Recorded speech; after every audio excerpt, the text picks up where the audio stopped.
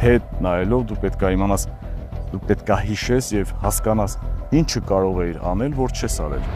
Բժիշկները միշտ էլ այս զգոնությամբ ապրել են։ Մենք պատերազմը սկսվելուց հետո մեզ ոչ մեկ չի ասել եկեք հիվանդանոց, չկար նման խնդիր։ Անցյալը պետք է միշտ հիշենք, բայց պետք է հիմա իրականությունից չկտրվենք։ Սա օտար տեղ չի մեզ համար։ Այս հողը, այս տեղանքը, այս երկիրը, սա մեր մայր Հայաստանն է։ Ստեղ էլ կարող ենք փորձել անել, մինչև հետ բերենք մեր գործածը։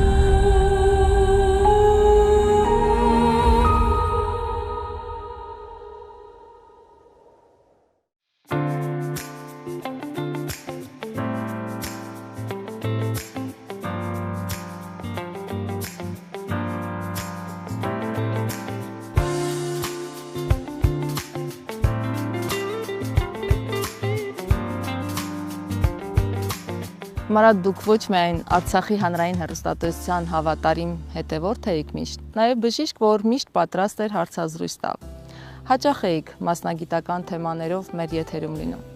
Հիմա մեր զրույցը կտարբերվի, շատ բան է փոխվել մեր կյանքում։ Այո, ճիշտ եք ասում, ես շատ ուրախ եմ, որ Արցախի հանրային հեռուստաընկերությունը այստեղ Հայաստանում հնարավորություն է ունեցել գործունեություն ծավալելու սոցցանցերում, ձեր հետևորդն եմ եւ պատրաստ եմ հնարավորինս աջակցել հաղորդմանը։ Շնորհակալ եմ հրավերի համար։ Այո, որպեսզի Արցախ TV-ն շարունակի իր գործունեությունը, անհրաժեշտ է յուրաքանչյուրի աջակցությունը։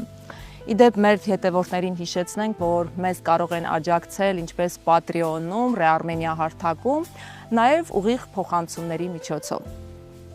Դառնանք մեր զրույցին։ Արցախում շատ կարճ ժամանակում հայտնի դարձաք որպես բժիշկ Հարությունյան։ Ինչպես ստացվեց, որ համբավը սրընթաց եկավ։ Ճիշտն ասած, ավարտելուց հետո կլինորդինատուրան ուրոլոգիայի մասնագիտությամբ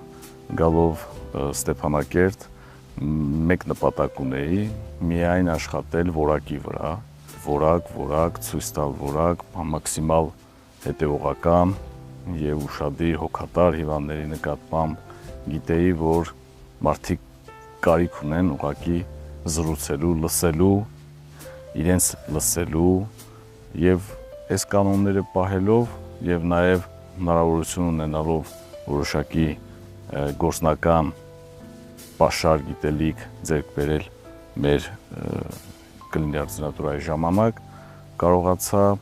2 տարի անընդմեջ աշխատելով փորձել որակ ապահովել,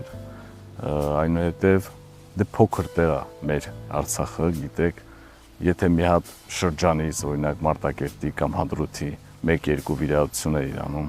կամ բարեհաջող հիվանդին դուրս է գրում, մեկ էլ տեսնում էիր արդեն հարևանները զանգում են, համագյուղացիները զանգում են, բա գյուղում նստած մեր այս ինչը ասելա, որ սենց բժիշկ կա, լավ գնացեք իր մոտ, իրար հետևից տեսնես գալիս են։ Եվ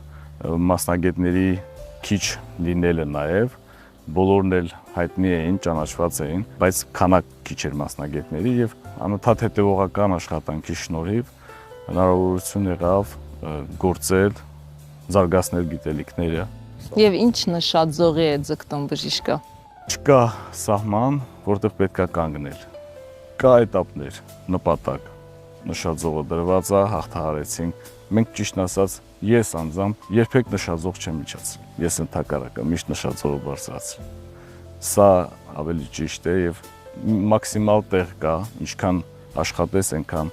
զարգանալու տեղ կա եւ աշխատելու տեղ կա։ Պարտադիր ամենօրյա բնույթ է կրպսը։ Եվ Արցախում արդեն կայացած բժիշկը այսօր Երևանի Էրեբունի բժշկական կենտրոնում նույնպես հասցրել է սիրվել, ճանաչվել, թե ժամանակ է պետք։ Գալով այստեղ շատ կարճ ժամկետ անց,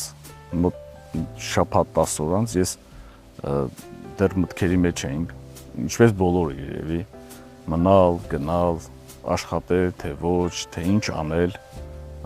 այս վիճակից հետո, այս տարահանումից հետո, ես տեսա, որ ինձ անընդհատ հաղորդագրություններ են գալիս եւ զանգեր են գալիս իմ բուժառուների կողմից, պացիենտների կողմից, որ որտեղ եք դուք, մենք խնդիր ունենք,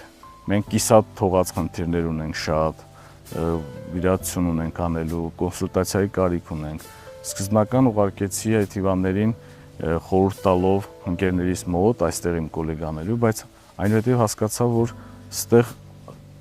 կա կարիք, կա անհրաժեշտություն աշխատելու եւ այդ մարդիկ անընդհատ ոչ թե մի մասը կամ մի փոքր մասնա դուրս եկել Արցախից, այլ ամբողջ Արցախն է իր բնակչությունով տարահանվել եւ այդ 100-120-150 հազար մարդը ունենալու է այդ նույն կարիքը եւ ես չսխալվեցի, որովհետեւ մինչ օրս մոտ 10 ամիս է անցել, երևի եթե անկեղծ լինեմ 200-300 եւ ավել վիրահատություն արցախցիների մասին է խոսքս, արվել է արդեն ստեղ իմ կողմից եւ նաեւ ահագին հիվանդություններ, բուժման կոնսերվատիվ եղանակով ահագին կոնսուլտացիաներ, նույն ձև հարուրներով եւ ես զգացի, որ ստեղ անելու բան կա։ Ստեղ անելու բան կա առաջին հերթին Արցախի տարանված ժողովրդի հետ կապված, ինչպես նաեւ ստեղ բուն հենց Հայաստանում աշխատելով ամբողջ բնակչության հետ կապված կա աշխատելու տեղ, քեզ պիտանի ես զգում եւ պետք է շարունակել այս աշխատանքը։ Դրա համար հիմնովին տեղավորվեցի աշխատանքի եւ դեռ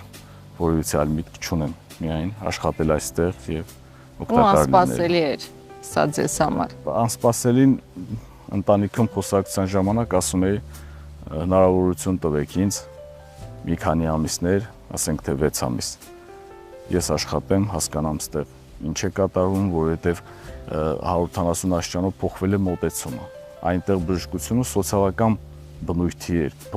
բնույթ էր կրում, ծրագրերը ամբողջը որպես անվճար բժշկություն էր, հիվանդը երբեք ֆինանսի մասին չէր մտածում, այս հետազոտությունը անելու համար կամ այս վիրահատությունը անելու համար, իսկ այստեղ այլ տարբերակ է, այստեղ ֆինանսը մեծ դեր է խաղում եւ մարդիկ դժվարությունների մեջ են ընկնում եւ դու էլ դիմացինի հետազոտություններ նշանակելու համար, ճշգրիտ ախտորոշում անելու համար պետք է կարողանաս մաքսիմալ ճիշտ եւ անհրաժեշտ հետազոտություններ անել, որովհետեւ բոլորը ֆինանսի հետ է կապված։ Արցախի համար ամենադժվար, ամենածանր օրերին նրա հետ էիք։ Գիտեմ, դառը հիշողությունները շատ են, դրանց մասին խոսելը ծանր։ Երբ մենք մտածում էինք ինչ կլինի մեզ հետ, դուք մտածում էիք ինչպես մարդկանց փրկել։ Հուսադրող ոչինչ չկար, բայց հուսալքվելը բժշկի համար մեղք կլիներ։ Որտեղից էր այդ ուժը, ինչն էր առաջ տանում։ Ես մտածում եմ, որ ցանկացած մարդ, ով ընտրում է բժշկությունը, նա պետք է հասկանա, որ սա բիզնես չի, սա ամենայն լավ ճոխ կյանքի համար չի։ Մենք լինելով պատերազմող երկիր, պատերազմական վիճակում ապրելով, ծնվելով եւ տեսնելով այդ ամենը, որ սա անվերջ է, ընտրելով այդ մասնագիտությունը, միշտ գիտենք, որ առաջին հերթին մենք զինվորական ենք եւ մարտիկ ենք դաշտում մեր մասնագիտությամբ եւ մեզանից պահանջվածը անհրաժեշտը պետք է արվի միջև վերջ։ Ինչպես են պայքարում կռվի դաշտում մեր զինվորները, ինչպես են պայքարել միջև վերջին շունչը։ Այդ ձևել մերը պետք է լիներ։ Ես այդ գաղափարով եմ առաջնորդվել։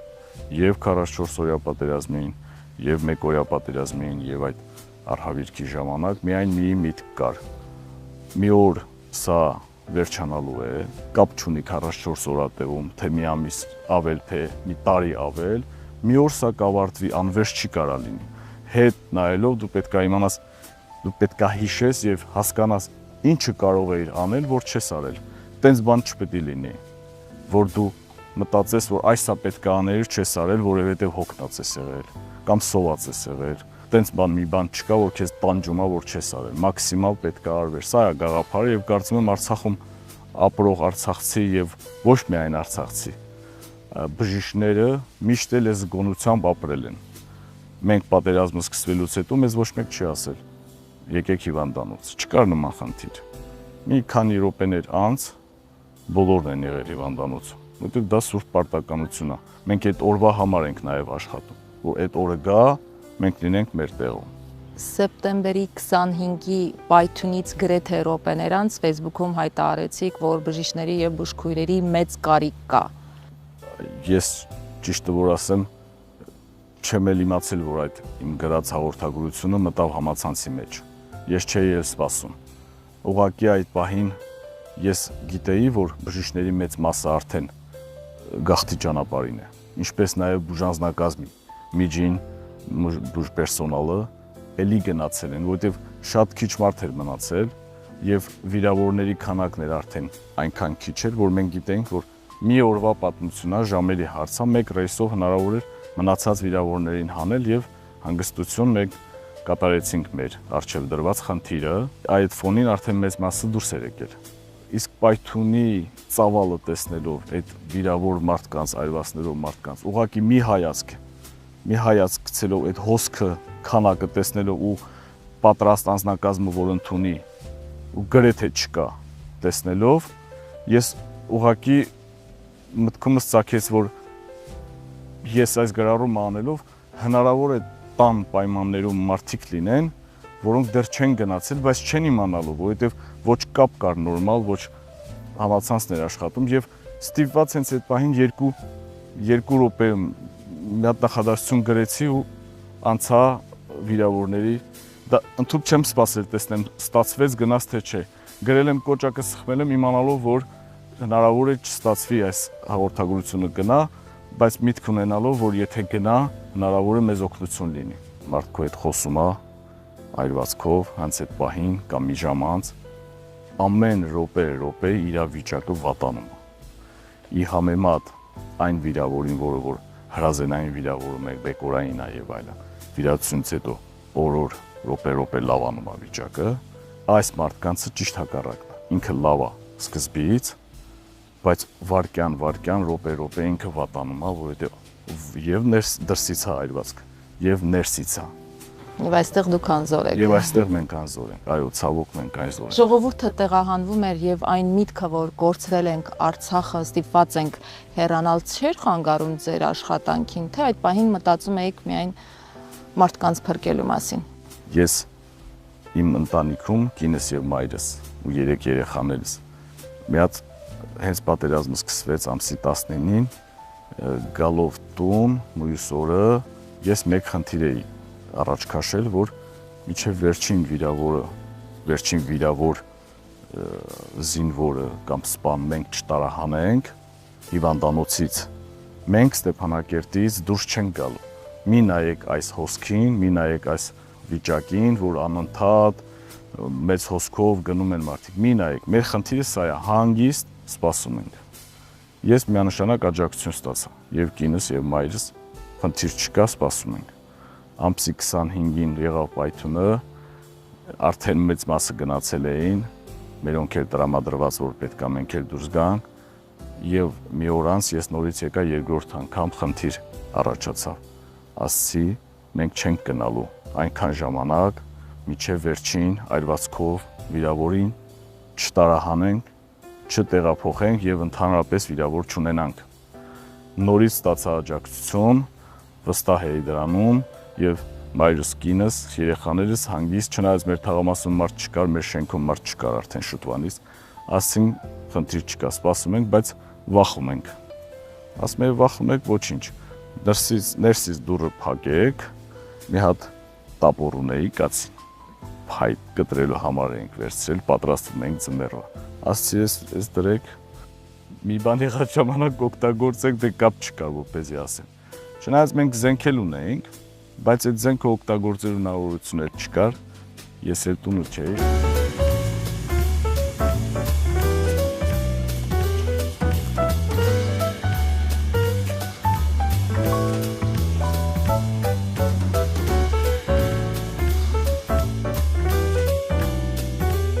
Մարատ, երբ ավարտեցիք Երևանի բժշկական համալսարանը, Արցախ վերադառնալու որպես բժիշկ աշխատելու որոշումը հստակ էր։ Այո, հստակ էր։ Միշտ ցանկությունս եղել է, որ ավարտելուց հետո պարտադիր պետք է աշխատեմ Արցախ։ Ընտանիքս այնտեղ էր, եղբայրներս այնտեղ էին։ Սկզբնական շրջանում ես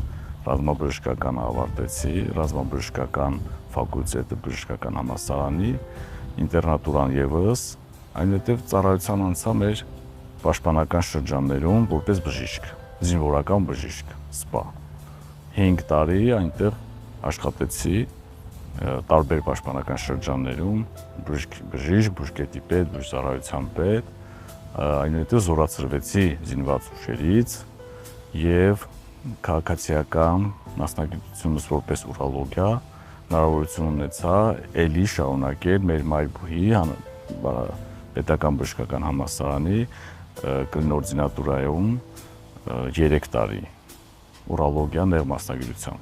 Ու այնուհետև արդեն գնացի Արցախ, Ստեփանակերտ եւ Ստեփանակերտի հանրապետական հիվանդանոցում անցա աշխատանքի։ Իսկ բժիշկ դառնալը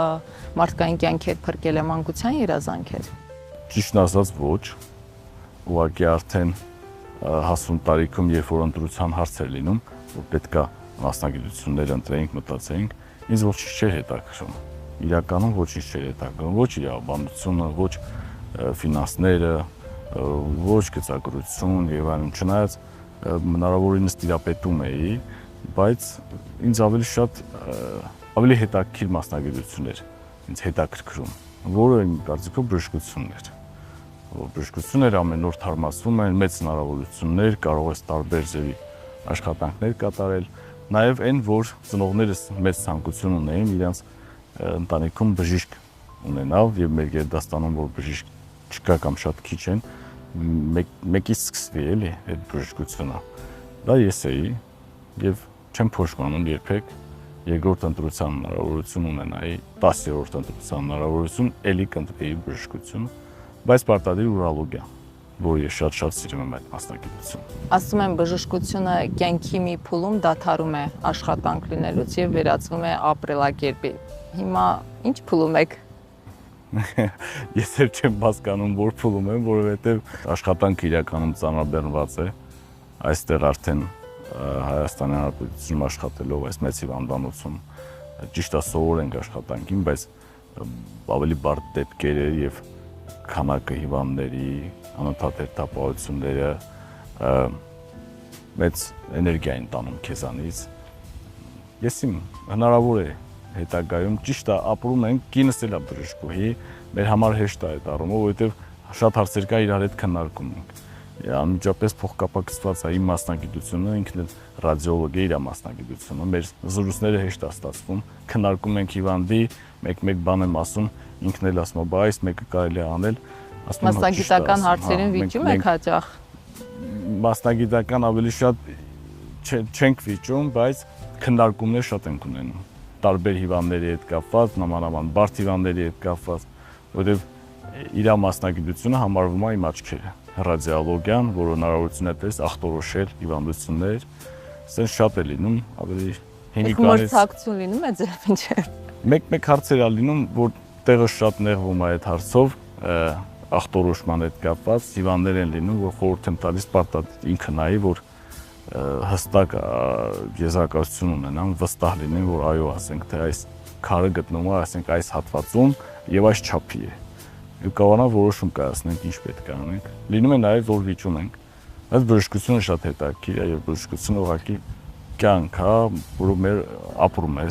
Եվ ընտրելով բժշկի մասնագիտությունը երբևէ պատկերացրել եք, որ նման փորձությունների միջով կարող եք անցնել։ Պատկերացրել եմ, որ նամանավանդ ես որ ասեցի եղել եմ ի սկզբանե ռազմական բժիշկ, ես հենց իմ առաջին քայլերից որ համալրել եմ պաշտպանական շրջանը 6-րդ այնտեղ եղել եմ որպես բժիշկ բուժկետի։ Հենց առաջին օրերից մենք վիրավորներ ենք ունեցել առաջնագծում։ Ես հենց առաջին վայրկյանից սկսել եմ դա հասկանալ եւ միջև առ այսօր էլ ես այդ արտակարգ իրավիճակներում գործելու հմտություն, ունակություններ ձեռք բերելով ապրել եմ դրա միջով եւ պատկերացնելու էր, որ այո, մեր մոտ պատերազմ է եւ մի օր կարա լայնամասշտաբ մեծ պատերազմ լինի եւ մենք մտնենք այդ գործի մեջ մտնենք ամբողջ ծավալով, մեր ողջ հնարավորություններով եւ եղավ է ձև եւ չես կարող ասել հետագայում ինչ կլինի։